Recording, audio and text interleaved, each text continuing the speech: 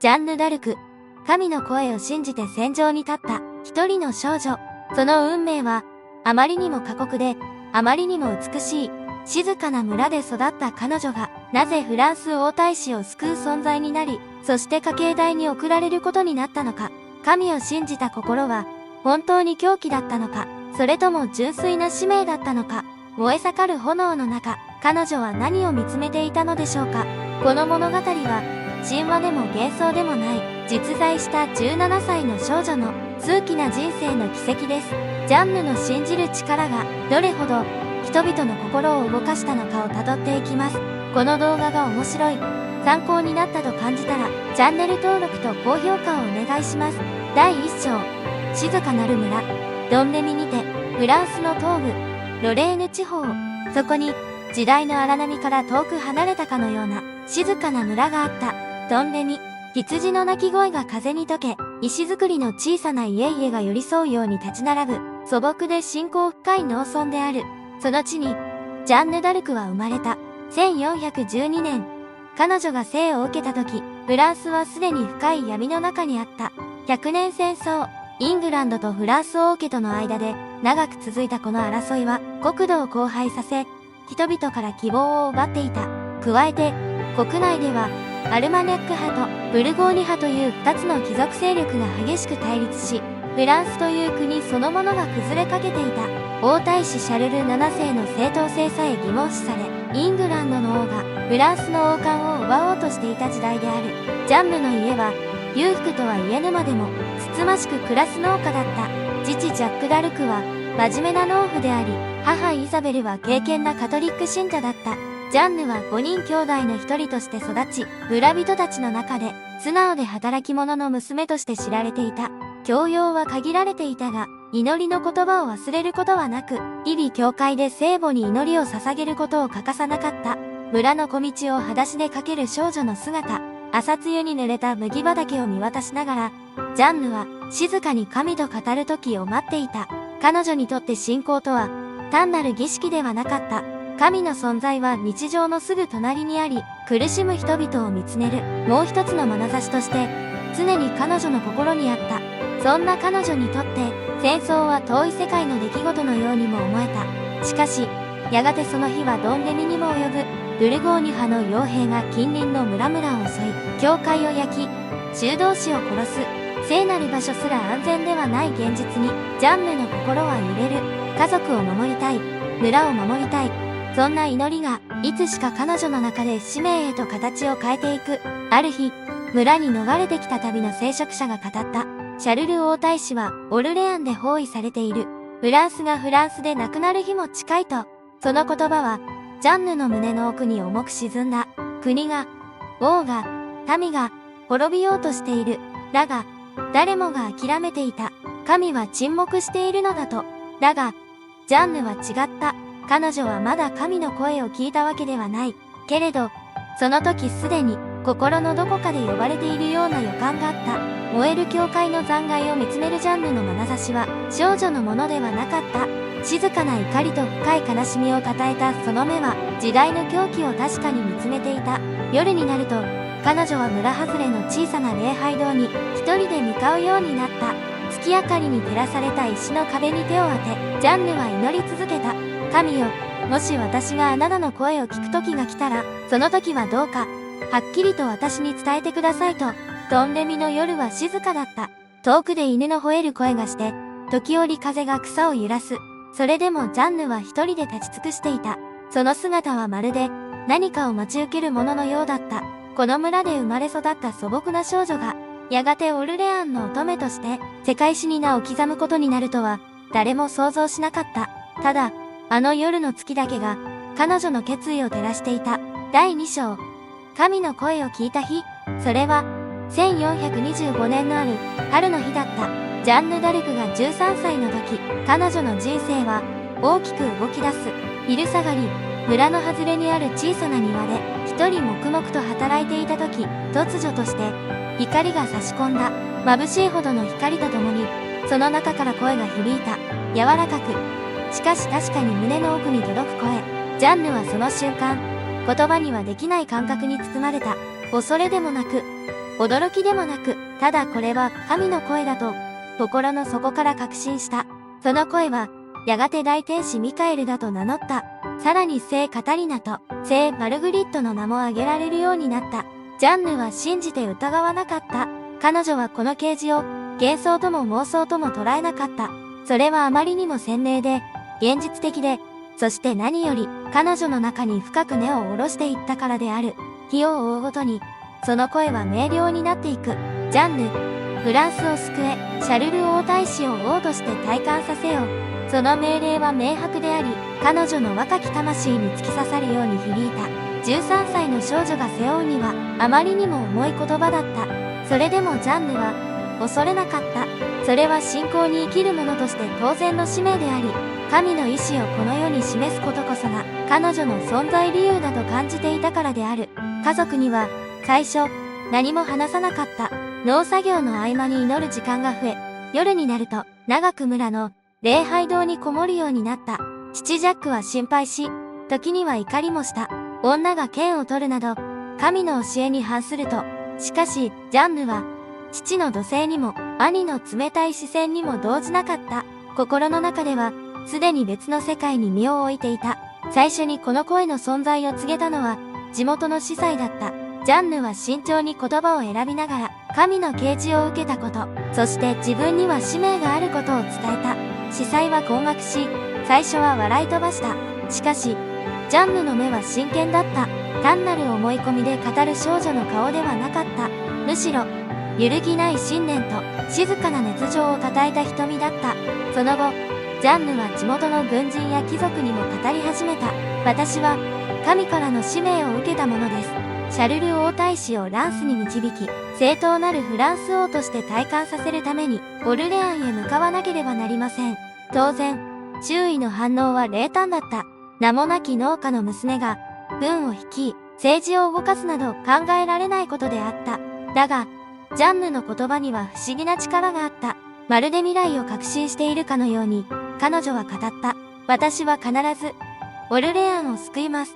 その言葉は、長く苦しめられてきた人々の心に、静かに染み込んでいった。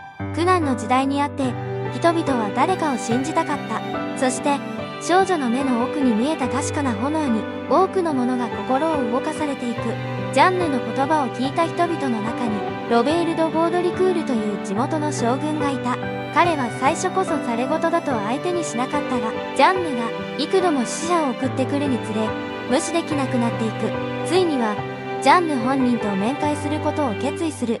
彼女の眼差しと語り口、そして揺るぎない信念に、将軍は心を動かされる。ジャンヌは、馬と護衛を与えられ、ようやく次の地、ボークルールを目指すことになる。そこで彼女は、シャルル王太子のいるシノン城へと向かう準備を整える。旅の途中、彼女は断層し、単発にし、身元を明かさずに進む。神の使命を果たすためなら、恥も恐怖も、すべてを置いていく覚悟があった。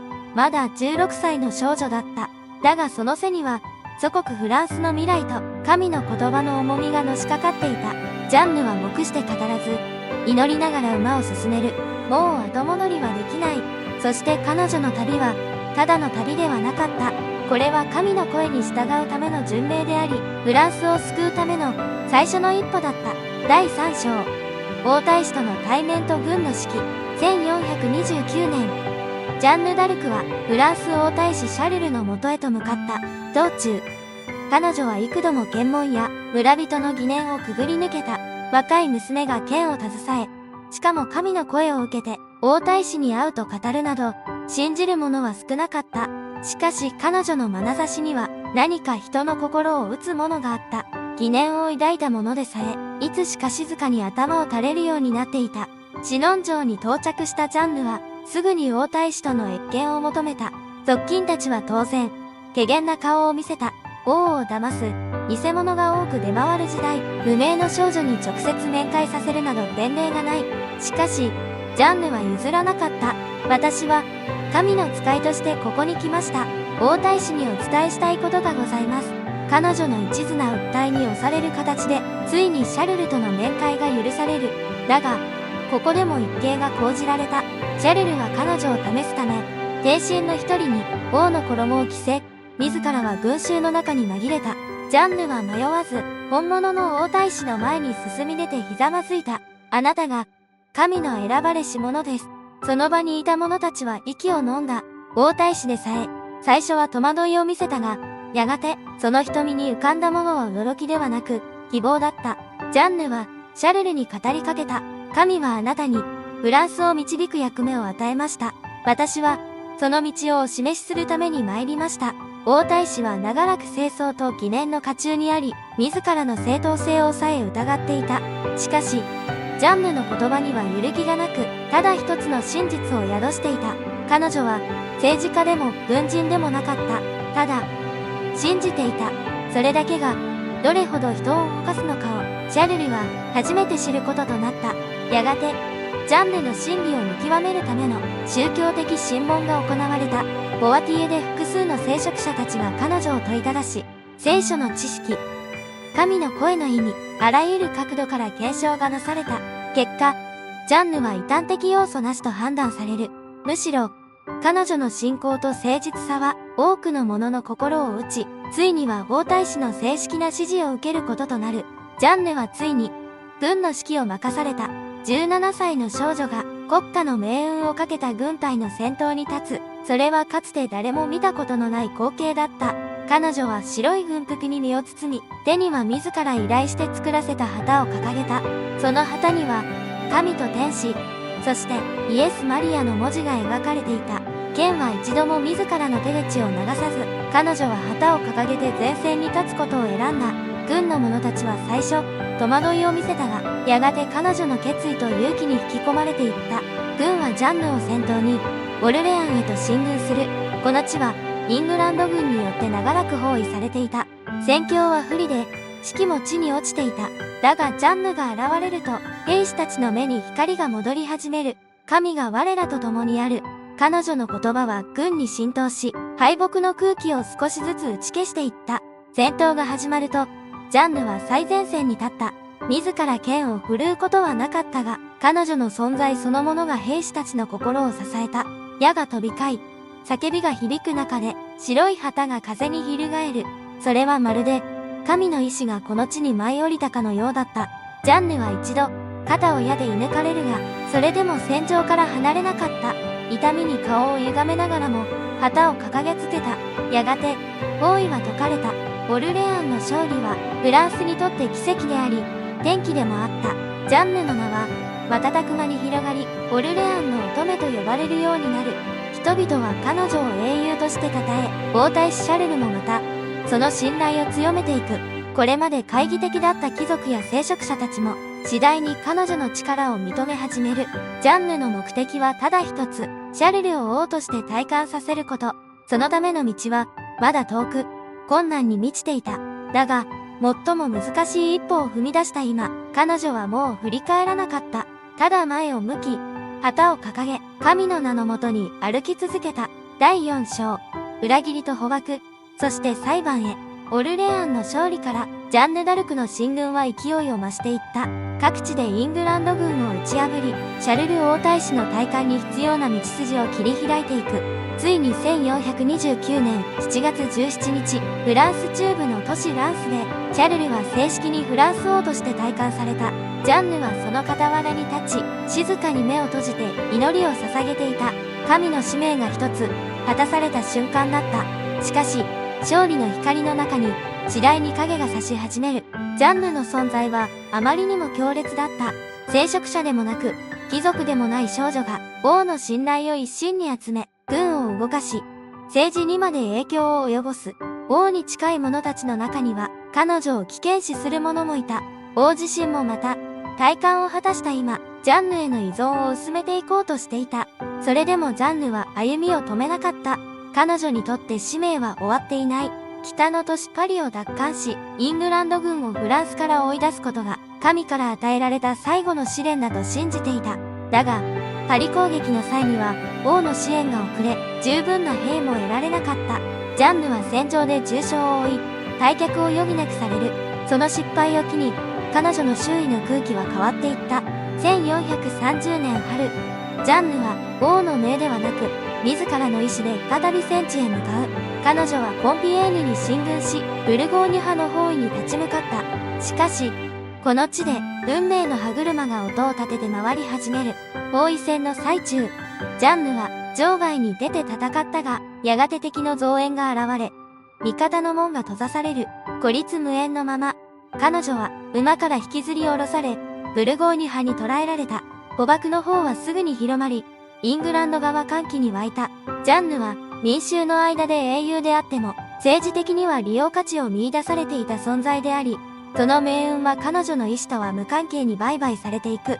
ブルゴーニュ派はジャンヌを高額でイングランド側に引き渡し、彼女はついにルーアンへと輸送された。イングランドはジャンヌを単なる捕虜として処遇するつもりはなかった。彼女の存在はシャルル7世の正当性を裏付ける象徴であり、それを否定するにはジャンヌを異端として断罪する必要があった。こうして始まったのが歴史に残る宗教裁判である。裁判は1431年1月に開始され、実に数ヶ月にわたり行われた。ジャンヌの裁判官を務めたのは、イングランドの意向を強く受けたカンタベリー大司教やルーアンの司教、ピエール公将がであった。公正な審理とは程遠く、最初から結論ありきの裁きであったことは明らかだった。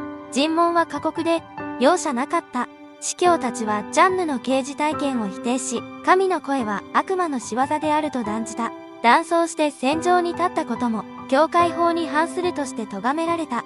彼女は、牢獄で鎖につながれ、男たちに監視される中、日々問い詰められ続けた。疲弊しきったジャンヌだったが、それでも、神の声を聞いたという信念は揺るがなかった。ある日、裁判官の一人が彼女にこう尋ねた。もし神の声が、お前を救わなかったら、それでも信じるのか。ジャンヌは目を見開いたまま答えた。はい、たとえ私が罰せられても、神が沈黙しても、私は信じます。その答えに、誰も言葉を返せなかった。一度は拷問によって声を聞いたとの証言を撤回するよう迫られ、ジャンヌはその命を守るために断層をやめることを誓った。しかし、彼女が再び断層に戻った時、裁判は最終段階へと進む。異端再犯の罪状が適用され、ついに家刑の宣告が下される。彼女が家刑を受けると決まった日、ジャンヌは19歳の誕生日を迎えていた。第5章、家刑とその後に残されたもの。1431年5月30日、フランス北部の都市ルーアン。広場には朝早くから人々が集まり始めていた。ざわめき、すすり泣き、罵声と祈り、その全てが交錯する空気の中、一人の少女が鎖につながれて姿を現した。白い衣をまとったジャンヌ・ダルク。19歳、彼女は恐れも怒りも見せず、ただ静かな眼差しで群衆を見渡していた。形状の中央には粗末な木材で組まれた家計台がそびえていた。その頂点に導かれる途中、ジャンヌは一度だけ立ち止まり、足元の大地を見つめた。あのドンレミの土の香りとは違う、重く湿った空気。だが、その瞬間さえ、彼女の表情は変わらなかった。神の名のもとに、自らの使命を果たしたという確信が彼女を支えていた。家計台の周囲には、武装した兵士たちがずらりと並び、民衆の暴動を警戒していた。しかし、その場の誰一人として声を上げる者はいない。異端として裁かれた者を、今、人々は英雄のように見つめていた。ジャンヌの最後の言葉は、祈りだった。イエス、イエス、イエス。その声が煙にかき消されるまで、誰も目をそらさなかった。やがて炎が上がり、白衣が黒く焦げる。煙が空へと昇っていく中で、兵士の一人が、思わずつぶやいた。私たちは、聖女を焼いたのではないか。その言葉は、やがてフランス中に静かに、しかし確かに波紋のように広がっていく。ジャンヌの死から数十年後、フランスの状況は大きく変わっていた。イングランド軍は次第に劣勢に転じ、1453年、100年戦争は終結。フランスは再び独立を保ち、王政の安定を取り戻していた。そして、その礎となったのが、ジャンヌの行動であることを誰もが認め始めていた。シャルル7世は、ジャンヌの死後しばらくは口を閉ざしていたが、やがてその沈黙を破る。1456年、彼の命によって、ジャンヌ・ダルクの裁判の再審が命じられる。ローマ教皇庁の監督の下で行われたこの審理は、当時の証人や関係者を改めて召喚し、異端判決がいかに不当であったかを明らかにしていった。最新の結果、ジャンヌは完全に無罪とされる。彼女の家系は誤りであり、政治的な陰謀によって裁かれた犠牲であると認められた。それは名誉の回復であると同時に、ジャンヌの存在がフランスという国の魂に刻み込まれた証でもあった。さらに時は流れ、彼女の存在は国境を越えて語り継がれるようになる。19世紀には民族の象徴として語られ、そして20世紀に入ると、カトリック教会はついにジャンヌ・ダルクを聖人として列聖する。1920年、ローマ教皇ベネディクト15世によって正式にカトリックの聖女とされたのである。しかし、ジャンヌが聖人となったことで、かえって彼女の人間らしさは忘れられがちになる。神の声に従ったとはいえ、彼女はただの少女だった。剣を手にしたことも、自ら戦場に立ったことも、すべてが信仰に基づいた一個人の選択である。ジャンヌは理想ではなく、現実の中で苦悩し、傷つき、信じ、そして死んでいった。彼女が生涯で残した言葉は、決して多くはない。しかし、そのどれもが、胸をつくほどに、まっすぐである。私は、自分にできることをしただけです。この言葉に込められた意味は、今なお、多くの人々の心を打ち続けている。現代においても、ジャンヌ・ダルクの名は語り継がれ、文学や映画、芸術の題材として繰り返し描かれている。しかし、その本質は決して華やかなものではない。彼女の人生は、信じるという行為がいかに孤独で、いかに強く、そしていかに美しいかを教えてくれる。ジャンヌ・ダルクは、戦争の英雄であり、信仰の証人であり、国家の象徴であり、そして何より、一人の少女だった。彼女が見た夢、信じた声、掲げた旗、その全てがフランスという国を一つにまとめる炎となり、歴史の中で静かに燃え続けている。今回の動画は以上となります。ジャンヌ・ダルクは、神の声を信じ、ただひたすらに自らの使命を貫いた少女でした。国家の争いに巻き込まれながらも、自身の信仰と祖国への思いを貫いたその姿は、今なお人々の心を動かし続けています。異端として家計に処されながらも、やがて聖女として称えられた彼女の物語は、信念とは何かを静かに問いかけてくれます。内容についてご意見があれば、コメント欄にぜひお願いします。また、高評価やチャンネル登録いただくことが大変励みになりますので、ぜひともよろしくお願いします。それでは、またお会いしましょう。